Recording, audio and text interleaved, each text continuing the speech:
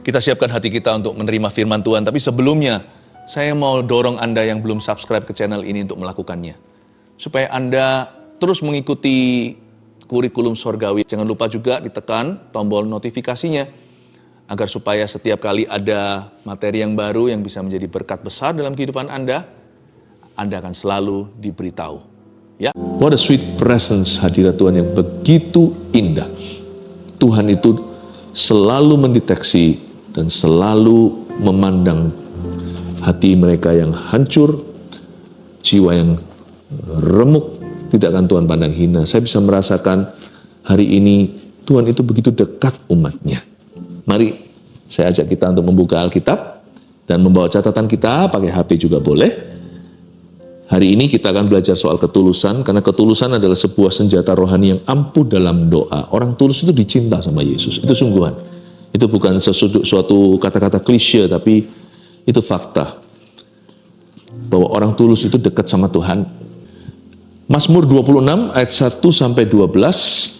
Saya baca ayat per ayat dan saya jelaskan kepada keluarga Saat Teduh Bersama. Dari Daud. Berilah keadilan kepadaku ya Tuhan, sebab aku telah hidup dalam ketulusan. Kepada Tuhan aku percaya dengan tidak ragu-ragu.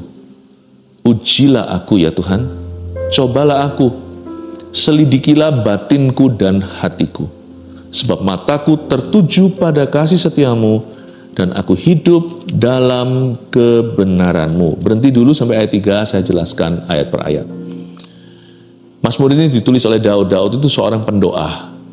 Daud itu seorang yang tulus, sampai-sampai Alkitab memberi dia gelar, Tuhan sih yang berkata, dia adalah seorang yang berkenan di hatiku. Bahasa Inggrisnya, a man after God's own heart. Seorang manusia yang mengejar hatinya Allah.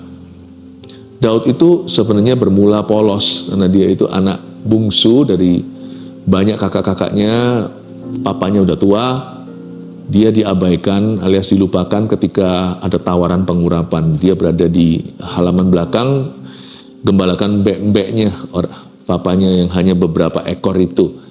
Tapi Tuhan sangat-sangat memandang hati anak muda ini. Makanya itu Daud tahu sekali tentang keintiman dengan Tuhan. Hati dia penuh dengan ketulusan. Sampai nanti dia jadi raja, dia juga pernah salah. Tetapi ketulusan tidak pernah meninggalkan dia. Waktu dia bertobat itu, wah, pertobatannya begitu ngilu. Soal Batsyeba, dia betul-betul merendahkan hati dan berkata, kau boleh ambil apapun, jangan ambil rohmu daripada aku siap untuk dihukum. Ini orang tidak pakai tading aling-aling, orang ini tidak pakai kedok sama Tuhan. Sekalipun waktu dia salah pun, pertobatannya sungguh-sungguh, meskipun dia harus menanggung hukuman yang berat dari Tuhan. Konsekuensi atau disiplin Tuhan itu memang ada, tetapi Tuhan tidak pernah mencabut kasih dari orang yang tulus hati. Dari Daud, nah sekarang ini penulisnya kita tahu, kita lihat seruan pertama dia, berilah keadilan kepadaku ya Tuhan. Saya nggak tahu Daud lagi alami apa, tapi dia seolah-olah menuntut keadilan dari Tuhan. Berilah keadilan kepadaku ya Tuhan. Tidak sama dengan anak kecil yang kerap kali ngomong begini sama papa mamanya. Nggak fair. Kakak dapat, aku kenapa enggak? Kakak boleh, kenapa aku tidak boleh? Adik disayang. Aku disuruh tinggal di rumah, suruh belajar. Adik diajak jalan-jalan. Ini bukan fair versi manusia. Berilah keadilan kepadaku di sini. Daud berseru, Tuhan, lakukan kepadaku apa yang kau pandang baik. Ini sebuah kata-kata berserah, tapi juga agresif. Dia berkata, Tuhan, aku bukan hanya berserah sama Tuhan, aku minta, aku mohon.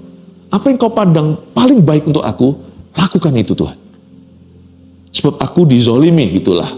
Nggak tahu apa yang terjadi, tidak tertulis secara jelas gamblang, Daud lagi ngalami pergumulan apa, tapi dia berkata, berilah keadilan kepadaku Tuhan. Tentunya pasti ada musuh-musuh, ada manusia yang memperlakukan dia secara tidak adil. Mungkin Daud difitnah, mungkin dia dikhianati, mungkin ada konspirasi melawannya, mungkin ada musuh-musuh dalam selimut atau mereka yang memusuhi dia terang-terangan. Tapi Daud berkata, berilah keadilan kepada hamba-Mu ini ya Tuhan. Do what you deem best for me. Ini bukan human justice, ini bukan keadilan manusia. Ini adalah keadilan Allah. Dia naik banding kepada Tuhannya dan berkata, "Look upon me, pandang aku Tuhan, kasihani aku. Lakukan yang terbaik untukku. Aku tahu engkau sudah baik, tapi aku minta kau melakukan sesuatu yang ekstra untuk aku." Boleh enggak? Boleh enggak kita dorong Tuhan untuk melakukan sesuatu? Meskipun kita sudah diberinya segala-galanya. Boleh. Itu bukan serakah, itu berharap kepada Allah. Daripada kita protes sama manusia, demo-demo segala, mendingan kita itu datang ke Tuhan, karena di tahta kasih karunia itu melimpah anugerah. Tuhan gak pernah kekurangan sesuatu untuk diberikan. Dan Daud minta keadilan. Dia tidak minta musuhnya dihukum ya, tapi dia sedang beracara dengan Tuhannya. Daud sedang memaparkan isi hatinya. Dia menceritakan kerinduannya bahwa ia ingin melihat penyertaan Tuhan. Pembelaan bolehlah, tapi yang dia inginkan lebih di atas segalanya adalah Tuhan menjadi semakin nyata melalui pergumulan apapun yang dia alami saat itu. Hanya dia dan Tuhan yang tahu. Berilah keadilan kepadaku ya Tuhan, sebab aku telah hidup dalam ketulusan. Kalau kita baca ini, ayat 1b sebelum ke 1c, orang ini kok ngaku-ngaku dia sudah hidup dalam ketulusan ya. Ada kata aku telah, itu berarti dia sudah membuktikan.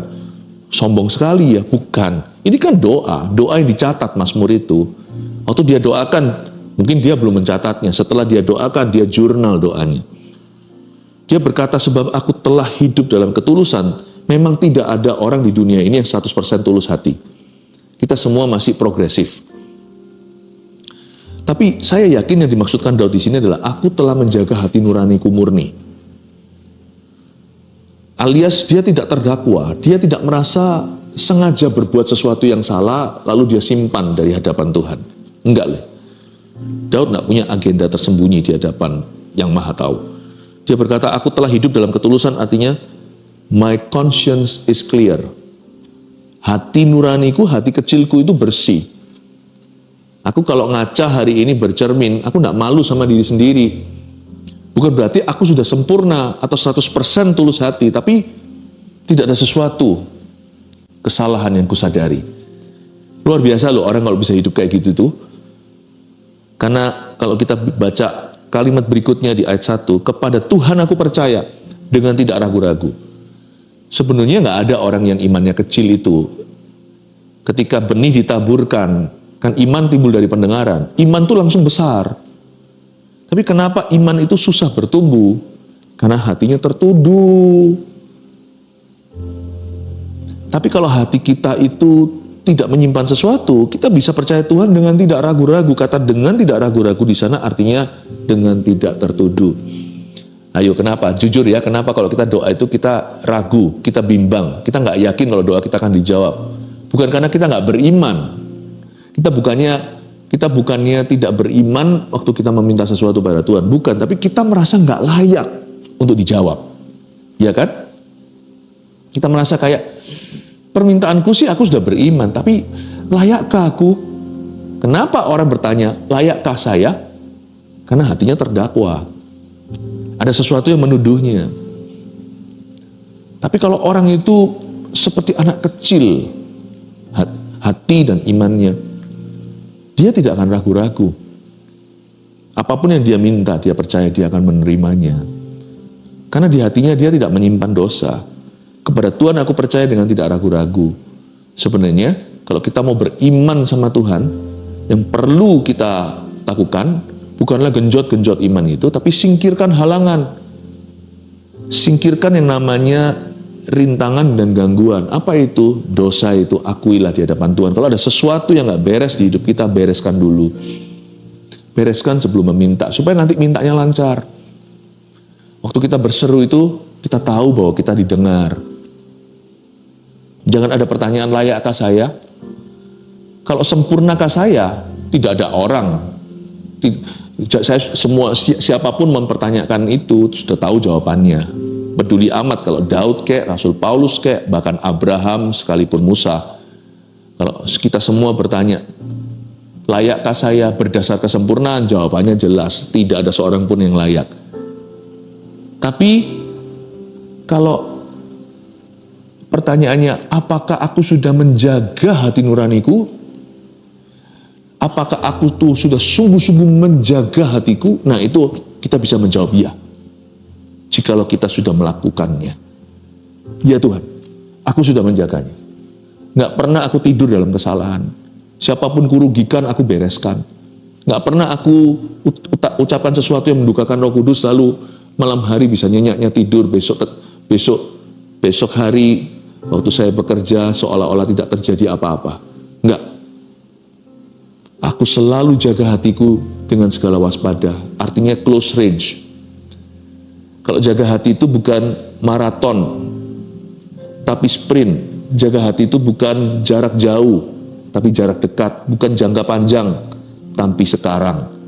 Kalau ada sesuatu nggak beres, kita nggak berkata, gampang nanti aja, toh Tuhan memahaminya. Enggak, kita selesaikan.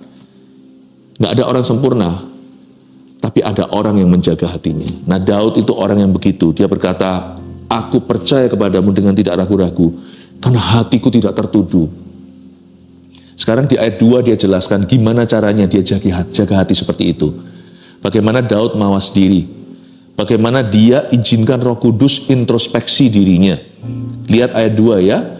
Ini kerap kali kita nyanyikan dalam lagu-lagu Kristen, lagu-lagu pujian, bahkan ayat ini tidak asing di telinga banyak anak Tuhan. Ujilah aku ya Tuhan, dan cobalah aku, selidikilah batinku dan hatiku. Pertama-tama ada kata ujilah, lalu berikutnya kata cobalah. Bedanya ujian dan pencobaan itu apa? Saya waktu merenungkan ayat ini, cara hati kita itu terus dimurnikan adalah lewat ujian, dan kadang-kadang Tuhan izinkan pencobaan. Tuhan tidak akan mencobaimu, Tuhan boleh menguji imanmu, tapi Tuhan tidak akan mencobai Anda. Karena ujian itu adalah sesuatu yang sah. Misalnya, kalau kita sekolah kelas berapa, selalu ujungnya ada ulangan, ya kan? Ada national test, ada yang namanya ujian nasional. Ada paper, kalau orang udah kuliah, ada tesisnya, ada skripsi. Ujilah itu artinya ujian yang sah. Inilah yang disebut dengan ujian guru atau ujian sekolah. Itu perlu untuk kelulusan. Kita nggak usah takuti, bukan sesuatu yang perlu ditakutkan. Kalau kita sudah belajar dan mempersiapkan diri, ujian kita pasti lulus. Cum laude atau tidak, apakah kita lulus dengan predikat atau tidak. Kalau kita sungguh-sungguh mempersiapkan diri, nggak bisa ya berani les, ya nggak bisa berani tanya, pasti semua kita lulus. Ujian yang dari Tuhan itu meluluskan, bukan untuk menggagalkan. Tuhan bukan guru yang angker, karena Tuhan bahkan memberi kita les privat, namanya Allah Roh Kudus, penghibur penolong kita. Tuhan tuh nggak ngasih kita ujian lalu Tuhan diamkan, udah lu cari jalan sendiri. Tuhan kasih Roh Kudus dalam diri kita, bukan sebagai contekan, tapi untuk menolong kita. Ujilah aku itu, kata ujian itu bolehlah dari Tuhan, tapi cobalah aku itu sesuatu yang Tuhan izinkan. Kalau cobaan itu bukan dari Tuhan, cobaan itu godaan dari teman. Kalau ujian tadi itu sah dari sekolah, cobaan itu seperti apa? Seperti teman-teman menggoda kita untuk bolos sekolah rame-rame. Nah, yang itu bukan bagian dari program sekolah. Itu bukan bagian dari rencana Allah. Tapi kadang-kadang di hidup ini memang diizinkan itu terjadi. Kita nggak bisa menghindari yang gituan. Selama kita masih hidup di bumi, di tengah-tengah orang berdosa, kita sendiri pun orang berdosa notabene. Kadang-kadang diizinkan kita di tengah-tengah orang-orang yang bibirnya najis seperti Yesaya katakan, sedangkan kita juga begitu, supaya Tuhan murnikan bibir kita nggak ikut-ikutan dengan mereka yang suka sumpah serapah. Tuhan izinkan kita tinggal di dunia. Tuhan tidak angkat kita dari dunia, tapi Tuhan utus kita seperti domba ke tengah serigala, bukan supaya kita jadi serigala, tapi supaya kita jadi terang dan garam di tengah mereka. Tentunya ada peperangan rohani yang terjadi. Cobalah aku itu bukan Tuhan yang akan mencobaimu. Tapi jikalau aku memang perlu dicobai oleh orang lain di sekelilingku, biarkan Tuhan mendapati aku tulus dan aku lulus. Kata cobalah di sini itu bukanlah ujian sekolah atau guru. Ini godaan teman seperti diajak untuk nyontek dan melakukan sesuatu yang salah. Anak-anak muda sekarang diajak untuk merokok. Setelah setelah kelas, di antara kelas, di toilet, atau vaping, atau apa. Aduh, banyaklah, bahkan narkoba. Itu bukan program sekolah. Dan kita selama hidup di dunia ini, anak muda harus tahan godaan. Siapa bilang kalau kita sudah menikah, kita tidak digoda? Setelah kita lulus sekolah, kita nggak ngalami pencobaan lagi. SMA, ada godaan SMA. Orang kerja, ada godaannya orang kerja. Korupsi, pergaulan yang salah. Selama kita hidup di dunia, be ready untuk pencobaan. Orang tulus itu bukan orang tidak teruji. Yang disebut tulus itu lewat ujian dulu. Bahkan diizinkan lewat pencobaan. Selidikilah batinku dan hatiku. Dia minta secara sengaja, Tuhan, tolong selidiki batin saya. Bedanya batin dan hati di sini apa? Kalau batin itu adalah the underlying motives atau motivasi yang tersembunyi. Batinnya, manusia batinnya itu nggak kelihatan. Hati masih lebih kelihatan, karena hati itu kehendak dan keinginan. Aku kepingin jalan-jalan, kelihatan hatinya di mana. Dia lagi nggak kepingin kerja, dia lagi kepingin cuti. Hati itu lebih nampak. Tapi kenapa dia mau jalan-jalan, itu ada motivasi tersembunyi. Ternyata dia mau jalan-jalan bukan mau ajak keluarganya. Nanti dia jalan-jalan, dia mau ketemu sama teman. Mana tahu. Ternyata pergi berapa keluarga, bukan untuk keluarganya, tapi kepingin nanti sama-sama teman-temannya. Kita nggak pernah tahu. Yang disebut manusia batinnya itu sungguh-sungguh tidak nampak. Bahkan orang pelayanan pun harus diuji batinnya. Minta Tuhan selidiki. Siapa tahu deep down inside dalam hati bukan untuk memuji Tuhan, tapi supaya dilihat sama orang dan dikagumi manusia. Batin ini harus rajin-rajin dibawa ke mezbah. Harus dibawa ke hadapan tahta Tuhan. Murnikan saya, selidiki aku. Batin itu motivasi. Penting loh dalam segala sesuatu yang kau lakukan. Ya bukan berarti kita selalu bertanya-tanya sih. Tapi perkara-perkara penting lah di hidup ini, yang prinsip-prinsip itu. Tanyalah satu pertanyaan ini. Why? Mengapa Anda mengatakan itu? Mengapa Anda melakukan itu? Mengapa Anda menginginkan itu? Selidiki batinku Tuhan. Itu motivasi tersembunyi. Karena bagi Tuhan yang penting bukan hanya buahnya. Motivasi itu juga penting sekali. Itulah sebabnya Kain dan Habil beda penerimaan Allah. Bukan karena Tuhan lebih suka persembahan Habil, karena Habil seorang peternak, jadi dia mempersembahkan hewan. Kain itu tumbuh-tumbuhan, tanam-tanaman, karena dia seorang petani. Bukan sih, tapi kira-kira beginilah. Kalau dia Kain lagi panen gitu, yang kurang bagus, peduli. Kan nggak ada bedanya kan, di hatinya itu nggak benar. Kalau aku persembahkan yang paling bagus, dibakar juga kan. Kan di perjanjian lama itu kalau mezbah itu kan pakai api, dibakar. Bagus nggak bagus ya kebakar hangus. Ginilah, ini yang layu, kurang hijau, yang kurang merah, ini yang agak sedikit ada cacingnya. Ini aja lah. Toh nggak ada yang tahu kok. Tuhan bisa mengerti. Itu dibakar di atas korban, di atas mezbah persembahan. Kalau Habil enggak. Toh dia tahu animal atau hewan yang dia persembahkan toh tetap akan mati. Dikasih itu atau kasih ini tetap hangus karena api. Tapi dia ambil yang wagyu. Dia ambil yang grade-nya paling tinggi. Meskipun nanti hangus, nggak ada orang yang tahu, papa mamanya pun tidak bisa membedakan waktu mereka mempersembahkan, dia tetap simpan. Misalnya kalau kita mau anak kecil memberikan persembahan itu, uang yang paling baru atau koin yang paling bersih itu disimpan, itu dimasukkan di dalam kantong kolekta. Tapi yang kotor itu yang dia belikan, bukan sebaliknya. Gitu-gitu tuh manusia nggak bisa mendeteksi. Tapi Tuhan melihat hatimu itu di mana. Itulah manusia batinnya. Manusia batinnya.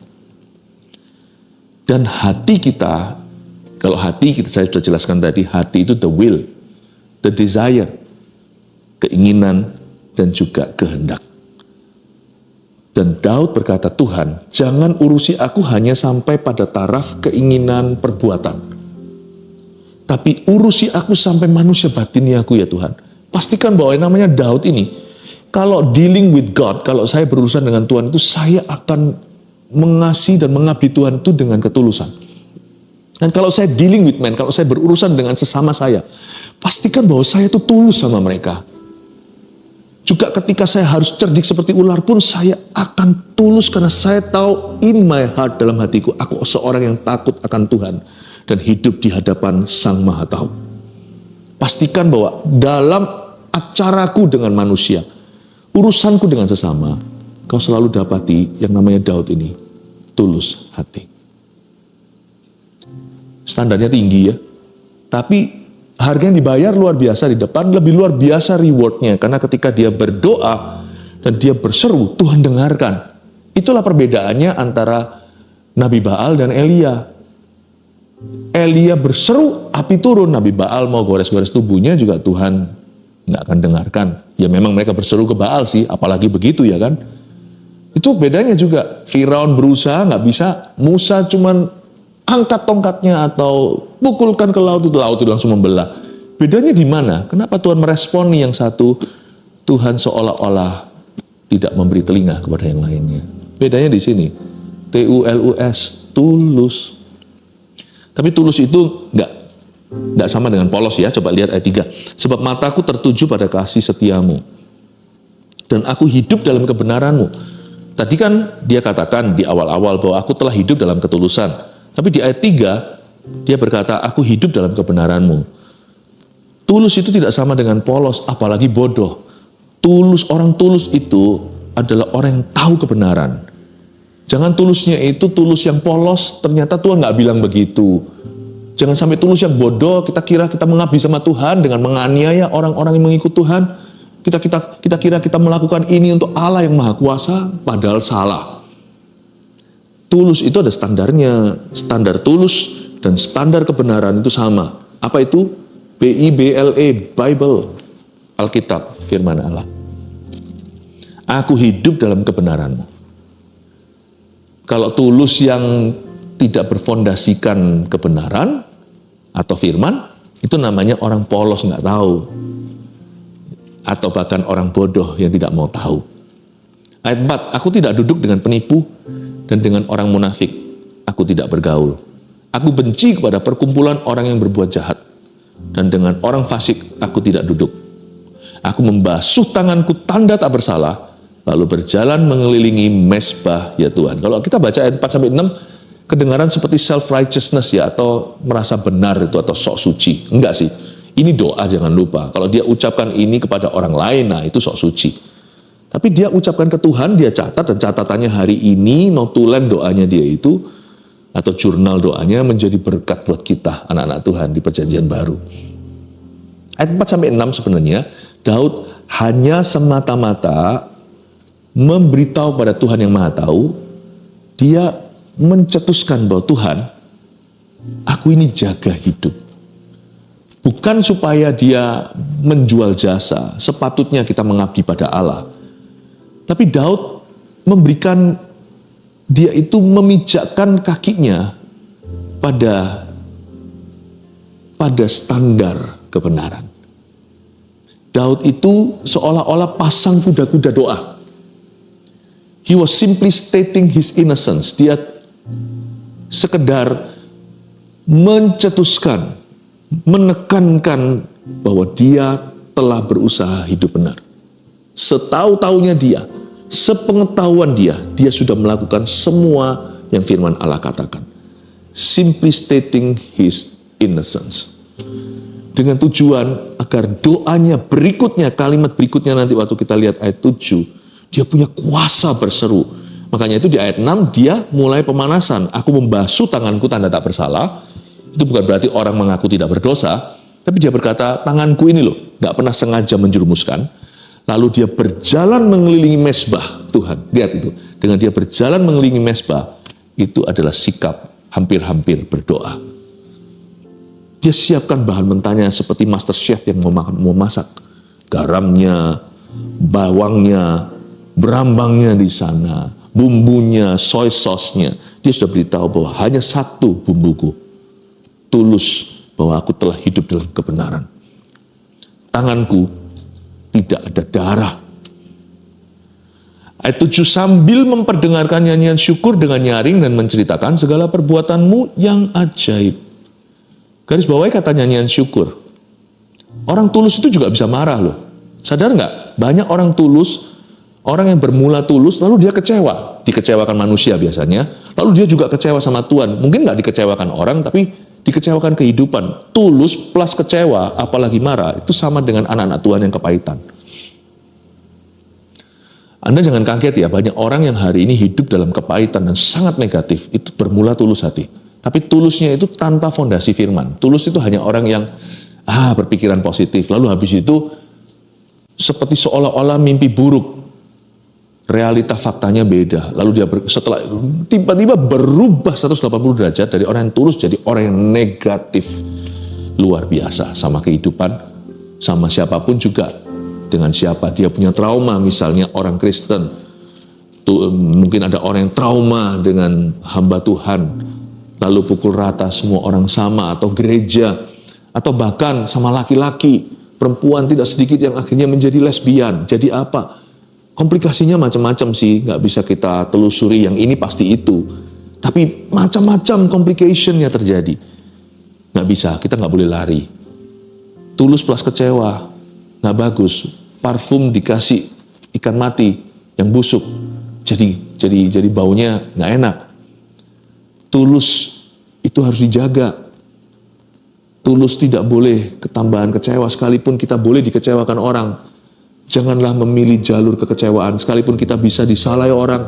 Janganlah kepahitan. Ya kita belajar lain kali lebih pintar supaya kita nggak ditipu, supaya kita bisa membeda-bedakan roh. Tapi janganlah pukul rata menjadi teori dan doktrin hidupmu yang bukan dari Roh Kudus. Tulus dan kecewa, tulus dan marah. Jadi orang yang kepahitan. Makanya itu untuk menjaga hati kita tidak pernah kecewa dan kepahitan. Ayat 7 Daud mendemonstrasikan sambil memperdengarkan nyanyian syukur. Syukur itu detox yang luar biasa. Semua toksik pergi-pergi. Orang tulus bisa tetap kuat, tetap positif, tetap optimis. Orang tulus bisa tetap percaya sekalipun berkali-kali dia melihat contoh dan teladan yang salah.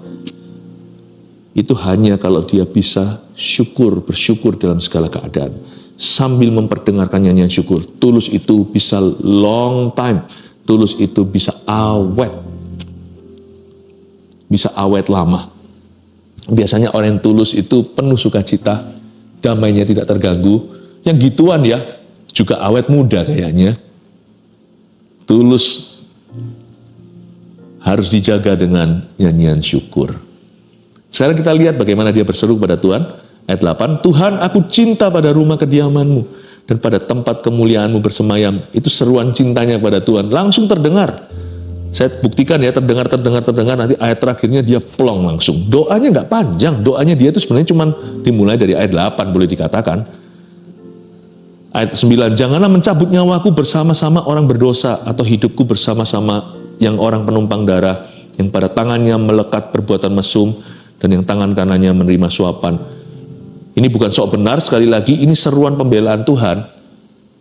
Please lihat, please pandang aku, bedakan aku dengan orang-orang yang salah ya Tuhan. Aku tidak menuntut mereka, aku tidak sok suci, cuman aku tahu Engkau yang adil bisa membedakan. Itu suara pembelaan. Dia minta agar hidupnya dibedakan. Ayat 11, tapi aku ini hidup dalam ketulusan. Bebaskanlah aku dan kasihanilah aku. Itu kan minta penyertaan, itu suara penyertaan. Lihat ayat 12, kakiku berdiri di tanah yang rata. Aku mau memuji Tuhan dalam jemaah. Kok bisa ayat 12 selesai langsung doanya? Kakiku berdiri di tanah yang rata. Dan selesai. Plong dia. Aku mau memuji Tuhan dalam jemaah, malah outburst of joy tiba-tiba seperti meledak dalam sukacita. Aku mau memuji Tuhan. Padahal dia dalam pergumulan. Masa sih orang selesai doa, selesai masalah? Selesai itu di hatinya, masalahnya masih ada. Entah apa, tapi selesai. Orang tulus itu nggak perlu panjang-panjang. Bukan waktunya jam doanya. Kalau saya jam doa saya panjang, itu karena saya haus lapar, karena saya rindu. Itu keintiman. Bukan permintaannya itu panjang. Enggak, seruannya sebentar didengar. Yang panjang itu persekutuannya dengan Tuhan. 3 poin ini lalu kita selesai ya. Kita berdoa sama-sama. Kan doa orang benar bila dengan yakin didoakan sangat besar kuasanya. Siapa tahu doa orang benar itu adalah doa orang tulus. Pastilah, mana ada orang munafik yang benar. Nomor 1, tulus tidak berarti bodoh atau polos tentang kebenaran Tuhan. Itu poin pertama yang kita pelajari, review firman hari ini. 2, ketulusan dimulai dari motivasi hati yang benar di hadapan Tuhan. Harus mulai dari motivasi. Tulus itu harus dari bibit. Kalau sudah nggak benar benihnya ya tanamannya nggak betul semua. 3, seruan cinta dan seruan doa orang tulus didengarkan Tuhan. Gampang ya? Iya, 3 poin itu catat. Dan saya percaya hidup Anda akan semakin diberkati kalau ada ketulusan. Mari kita tulus hampiri Yesus.